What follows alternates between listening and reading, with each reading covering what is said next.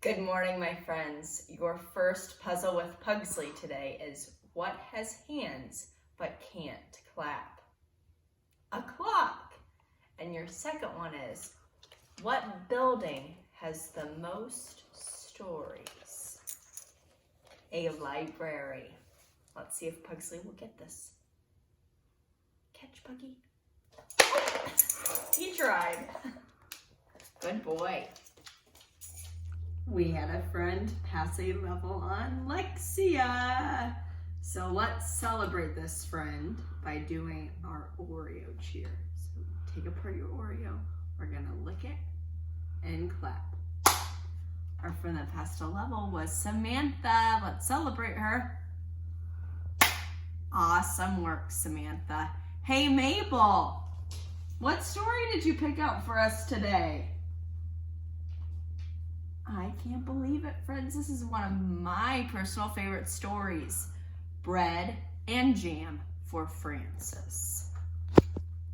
If you remember at the beginning of the school year, we read Best Friends for Frances. Remember, Frances and her little sister weren't getting along, and Frances just wanted to spend time with her friend, who was a boy, and then her friend said, I don't want to play with you anymore.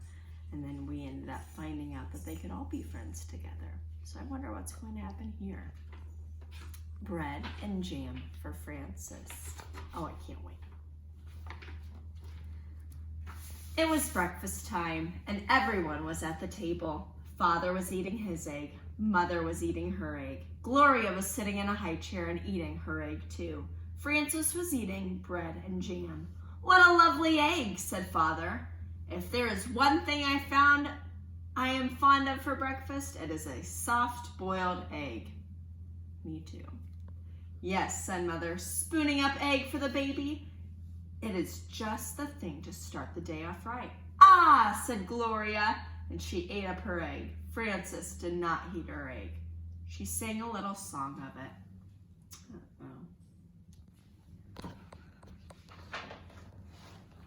She sang the song very softly. I do not like the way you slide. I do not like your soft inside. I do not like you lots of ways. I could do for many days without eggs. What did you say, Frances? Asked Father. Nothing, said Frances, spreading jam on another slice of bread. Why do you keep eating bread and jam? Asked Father. When you could have lovely soft-boiled egg. One of the many reasons I like bread and jam, said Frances, is that it does not slide off your spoon in a funny way. Well, of course, said Father. Not everyone is fond of a soft-boiled egg for breakfast, but there are other kinds of eggs. There are sunny-side-up and sunny-side-down eggs. Yes, said Frances, but sunny-side-up eggs lie on the plate and look at you in a funny way, and sunny-side-down eggs just lie on their stomachs and wait. What about scrambled eggs, said Father. Scrambled eggs fall off the fork and roll under the table, said Frances. I think it is time for you to go to school now, said Mother. Frances picked up her books, her lunchbox, and her skipping rope. She kissed Mother and Father goodbye and went to the bus stop.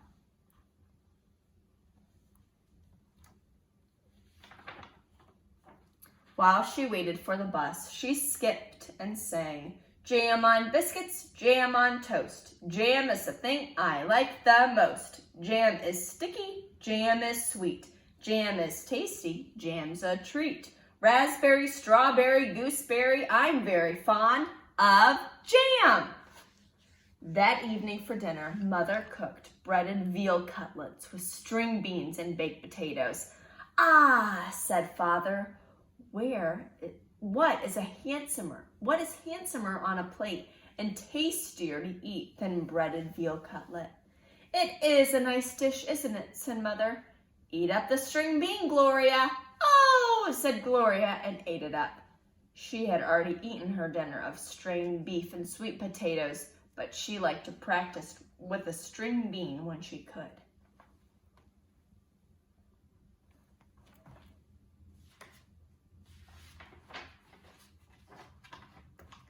Where do breaded veal cutlets come from? Asked Francis. And where are French-cut stringless beans called string beans? We can talk about that another time, said Father. Now it is time to eat our dinner. Frances looked at her plate and sang, What do cutlets wear before they're breaded? Flannel nightgowns, cowboy boots, furry jackets, sailor suits. Then she spread jam on a slice of bread and took a bite. She won't try anything new, said Mother to Father. She just eats bread and jam. How do you know what you'll like if you're not even going to try anything? Asked Father. Well, said Frances, there are many different things to eat, and they taste many different ways.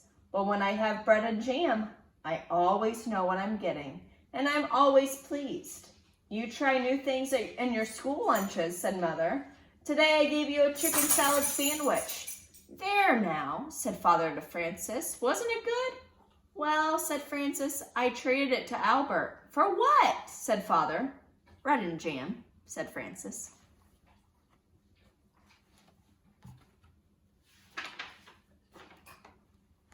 The next morning at breakfast, Father sat down and said, Now I call that a pretty sight.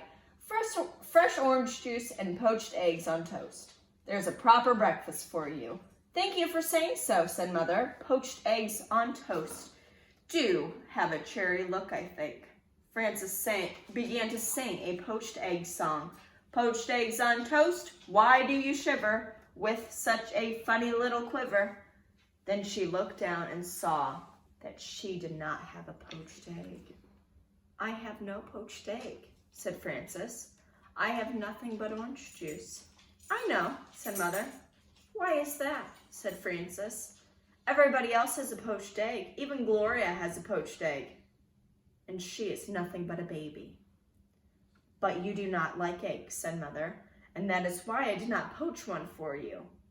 Have some bread and jam if you are hungry. So Frances ate bread and jam and went to school.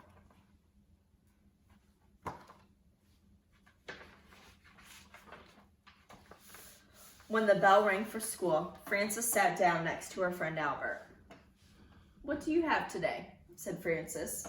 I have cream, cheese, cucumber, and tomato sandwich on rye bread, said Albert, and a pickle to go with it, and a hard-boiled egg and a little cardboard shaker of salt to go with that, and a thermos bottle of milk, and a bunch of grapes and a tangerine, and a cup of custard, and a spoon to eat with it. What do you have?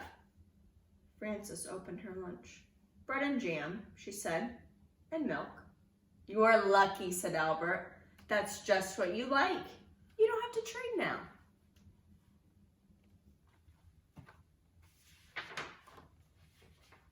That's right, said Frances, and I had bread and jam for dinner last night and for breakfast this morning.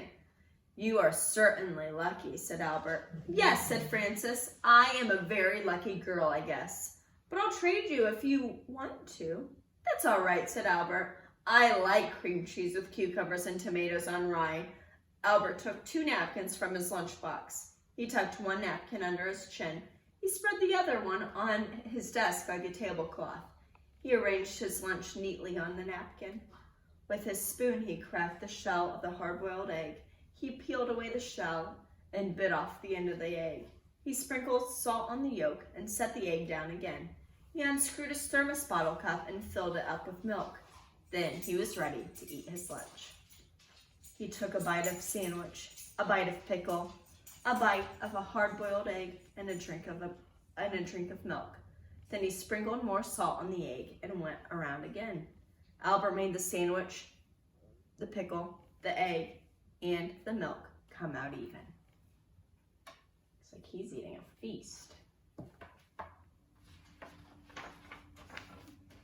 He ate his bunch of grapes and his tangerine.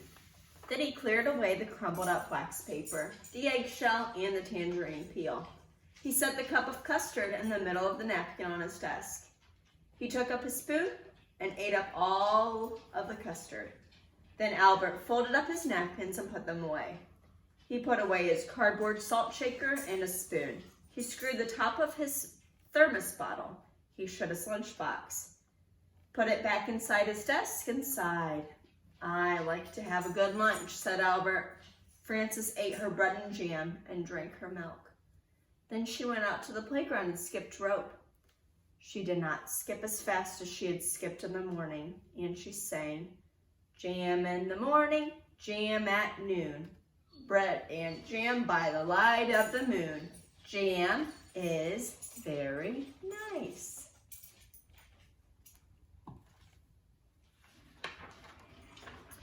When Frances got home from school, Mother said, "I know you would like a little snack when you get home from school, and I have one all ready for you." "I do like snacks," said Frances, running to the kitchen.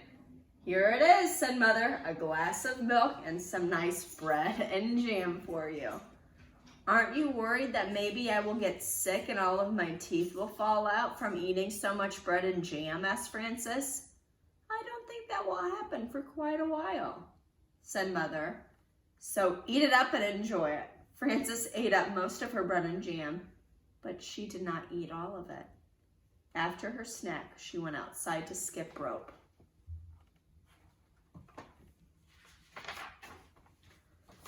Frances skipped a little more slowly than she had skipped at noon, and she sang, "Jam for snacks and jam for meals. I know how a jam jar feels, full of jam."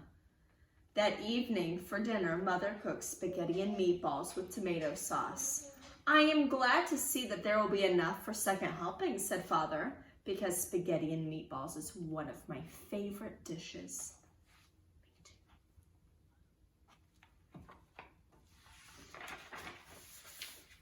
"Spaghetti and meatballs is a favorite with everybody," said Mother. "Try a little spaghetti, Gloria." Said Gloria, and she tried the spaghetti. Frances looked down at her plate and saw that there was no spaghetti and meatballs on it. There was a slice of bread and a jar of jam. Frances began to cry. "My goodness," said Mother, "Frances is crying." "What is the matter?" asked Father. Frances looked down at her plate and sang a little sad song. She sang so softly that Mother and Father could scarcely hear her. "What I am is tired of jam." "I want spaghetti and meatballs," said Frances. "May I have some, please?" "I had no idea that you like spaghetti and meatballs," said Mother.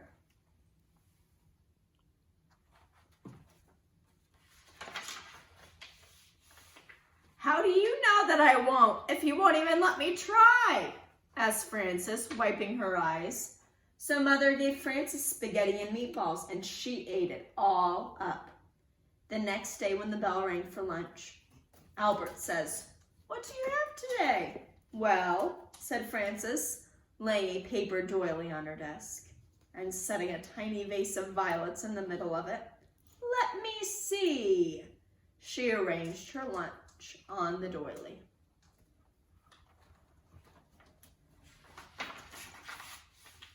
"I have a thermos bottle with cream of tomato soup," she said, "and a lobster salad sandwich on thin slices of white bread. I have celery, carrot sticks, and black olives, and a little cardboard shaker of salt for the celery, and 2 plums and a tiny basket of cherries, and vanilla pudding with chocolate sprinkles, and a spoon to eat it with." "That's a good lunch," said Albert. "I think it's nice that there are all different kinds of lunches and breakfasts and dinners and snacks. I think eating is nice." "So do I," said Frances. She made the lobster salad sandwich, the celery, the carrot sticks, and the olives come out even. The end.